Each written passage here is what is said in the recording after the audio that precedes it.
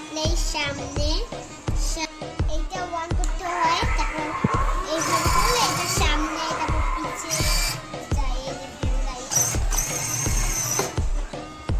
দেখেন আমি রিমোটে চালাবো। গাইস এই গাড়িটার মধ্যে দুইটা কালার ছিল, ব্লু কালারটা ছিল, তো আমরা রেড কালারটা নিয়ে আসছি। গাইস এই গাড়িটার প্রাইস কিন্তু ৬৩০০ টাকা। গাড়িটা কিন্তু খুবই সুন্দর, দেখতেই পাচ্ছেন। আপনারা চাইলে আপনাদের বাবুদেরকে এরকম গাড়ি করতে পারেন। দেখেন এখানে কিন্তু লাইট জ্বালিয়ে দিয়েছে, যে গাইস আজকের ভিডিও এই পর্যন্ত। অন্য কোনো ভিডিওতে দেখা, বাই বাই।